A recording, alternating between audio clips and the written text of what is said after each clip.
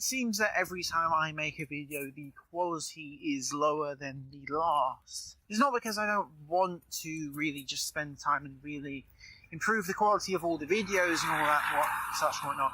But the problem is because I just don't have the time. So of course I'm having to allocate time in this case when I'm actually walking home from university to record this video. Of course, you will have to forgive me because I will not have half of the material I need in front of me to actually talk about. Instead, I'm just going to be talking about whatever, and you're just going to have a look at what's on screen, which will be a bit annoying for a lot of you. It's about 2 months. Over the course of just 2 months, I have had a back and forth conversation with MSI support where, as the previous video probably pointed out, has been very annoying for me and very, very silly overall. They make a statement that is factually incorrect or just not true, and rather than just accepting the fact that I know what the hell I'm talking about when I respond to them, they of course try to tell me I'm wrong and do a whole load of other things. And of course, after them providing them with every single bloody reason in the book as to why they're wrong, they finally just go and peel over and just say, well, okay, let's just move on then. They're not even going to accept the fact that I have just completely shut down their argument.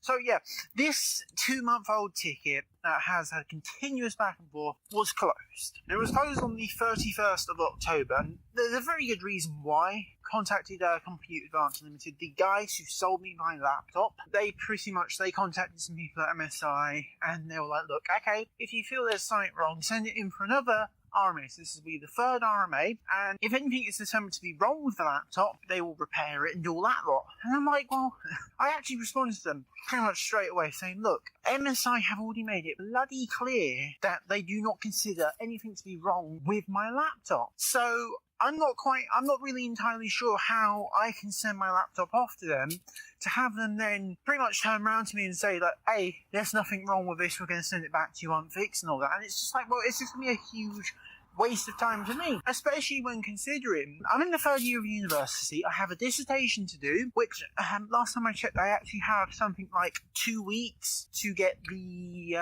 interim reports, and that's like the initial part of the reporting. And it just so happens that the project that I'm doing for my dissertation is one that requires a computer. It requires a laptop. Actually, no, it just requires a computer. A workstation class computer with a good amount of memory, a good amount of just CPU grunt to churn through data. Oh, would I happen to remind you what my laptop specification is? Like what it is? It's a quad-core i7. It's on par with an i7 3700, like a desktop grade chip like 3 generations ago, about on par if you look at the Cinebench store. And I've got 16 gigs of fucking RAM. So basically, that is what I've been working to. That is what I would say is my laptop's sort of baseline measure. The only problem is my laptop doesn't perform that well. And of course, the reason it doesn't perform very well is because, of course, it thermal throttles. Well, of course, some really funny things happen. So, of course, they close my ticket. They don't really explain it, but, of course, they contacted the manufacturer and they've told me to do something. So, of course, I get a bit like, look, okay, you've closed my ticket and you haven't really given a reason why. And it was closed within less than 24 hours. I thought their time limit is a week. So, of course, I questioned it and said, look, what's going on? They said, well, send it in for an RMA. And exactly the same reason. If anything's determined to be wrong, we'll send it back to you. And I'm just like, well,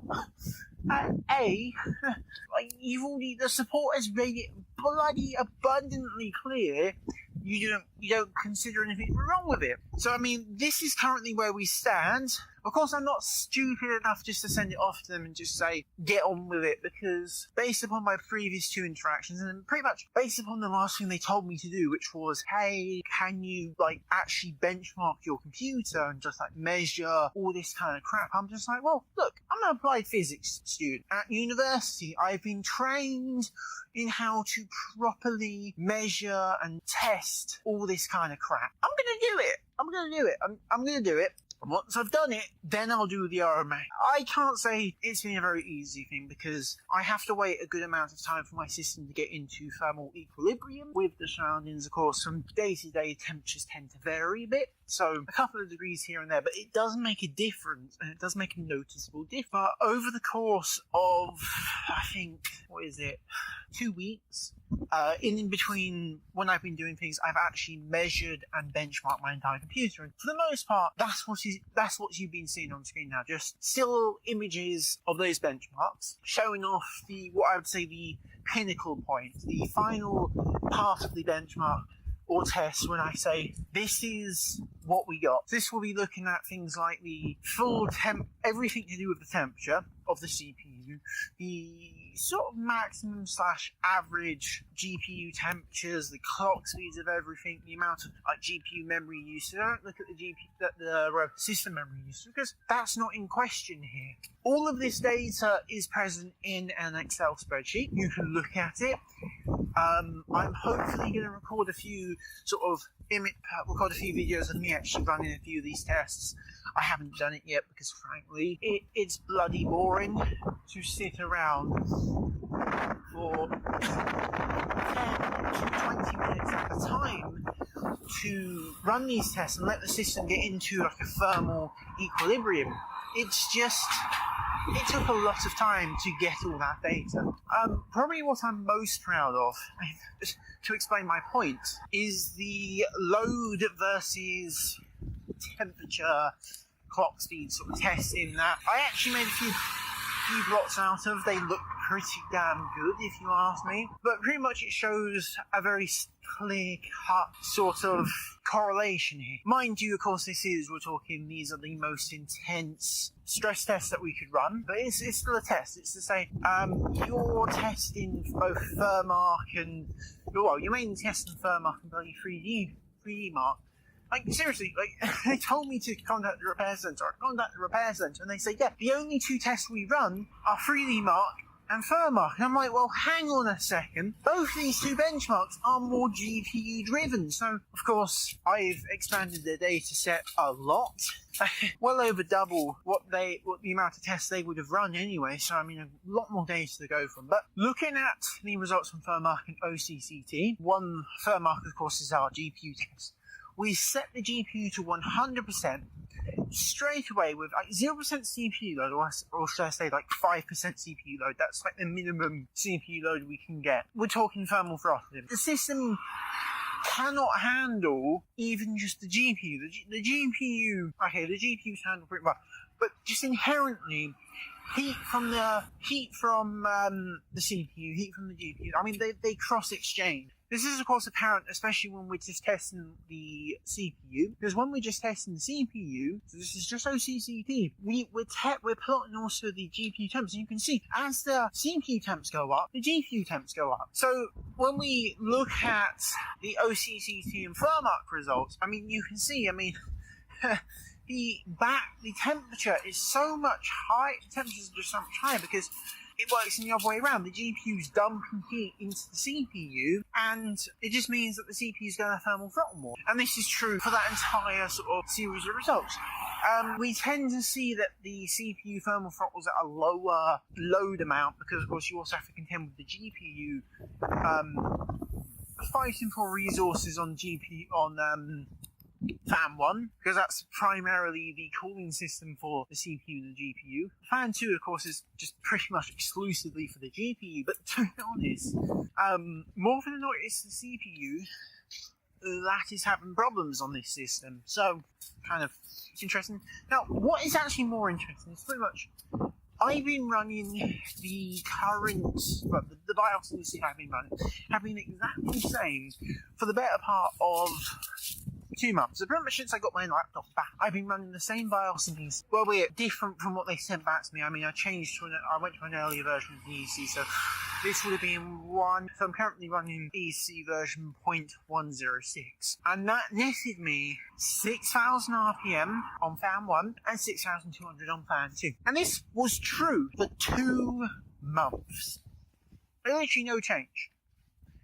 But then miraculously, this is after This is quite funny. So after this support ticket gets closed, help desk magically starts saying, "Oh, there's an update available."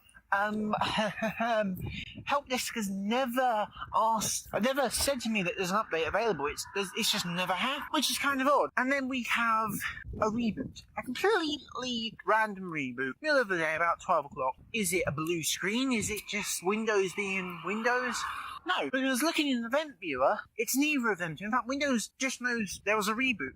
Like, blue screen view doesn't show it was a blue screen. There's literally nothing. But the one thing is certainly true about that event. Afterwards, Caller Boost went up to 6,500 and 6,000. It categorically changed how Caller Boost works, which is how?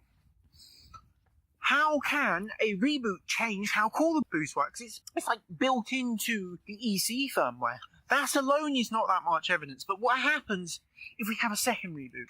A second reboot just completely randomly.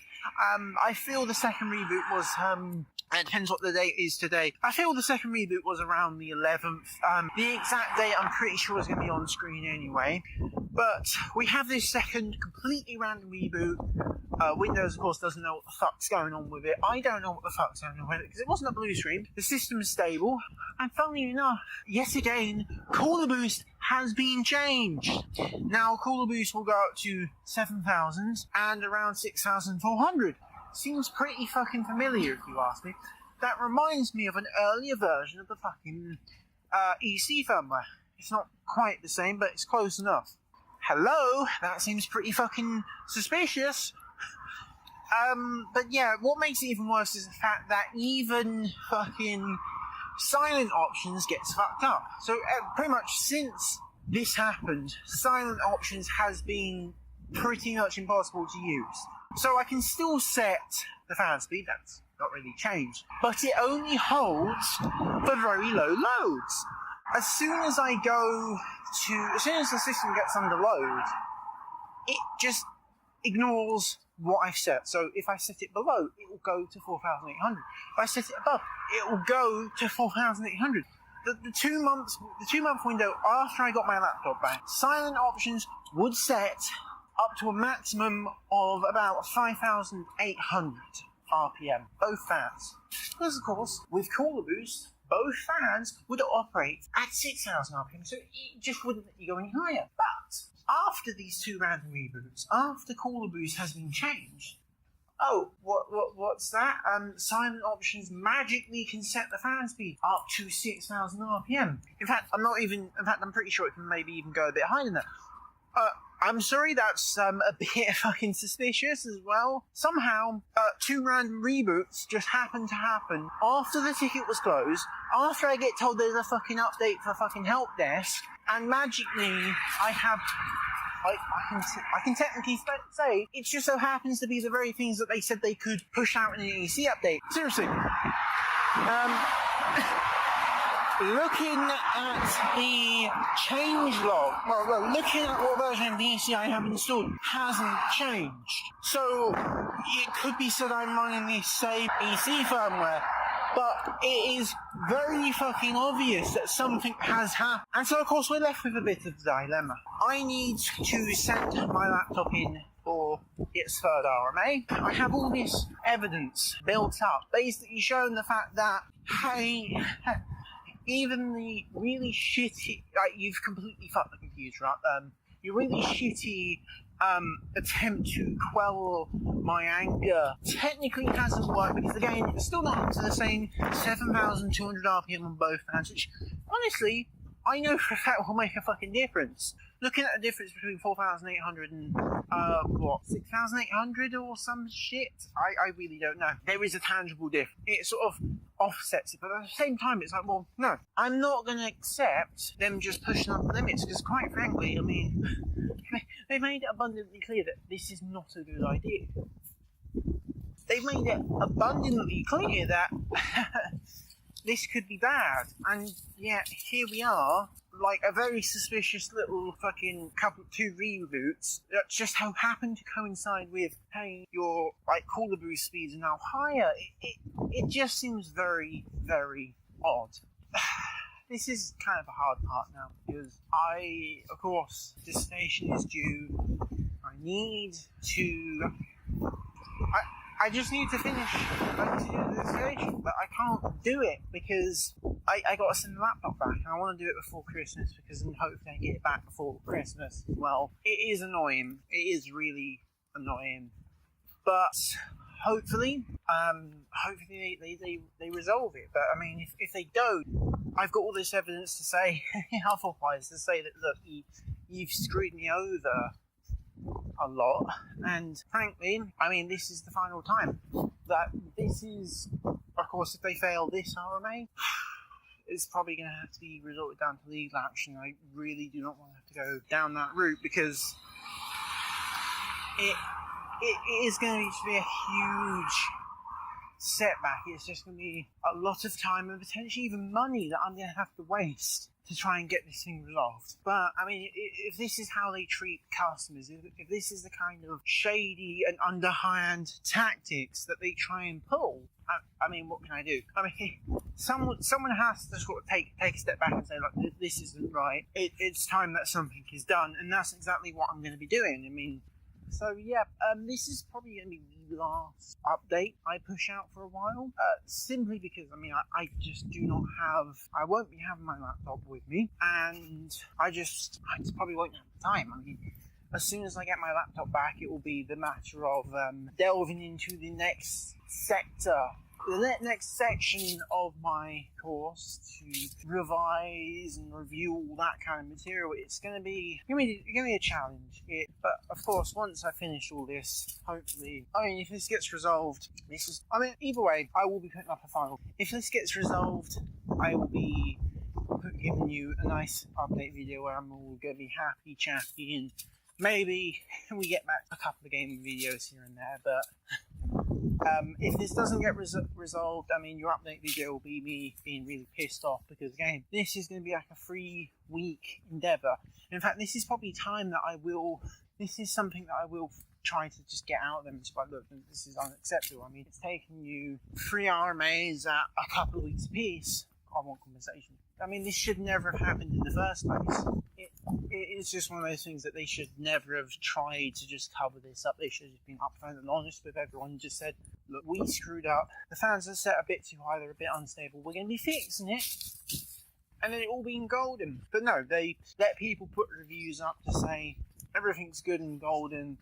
We get the laptop, everything looks good. And then they just do it behind the scenes. They don't even tell anyone what they're doing. Anyway, I hope you don't mind this kind of long-ish update video that is also unscripted, but this is what I could fit in the time schedule. It's probably not going to be heavily edited, just a bit of noise reduction here and there, and hopefully it comes out okay. So yeah, I hope you all have a lovely couple of weeks, and I'll try to keep you paged as best I can. I don't particularly use Twitter much, but if there is going to be an update, it will be on Twitter. And if things really take a turn for the worse, then I might put up another rambling rant video on here for you to feast at. So yeah, goodbye.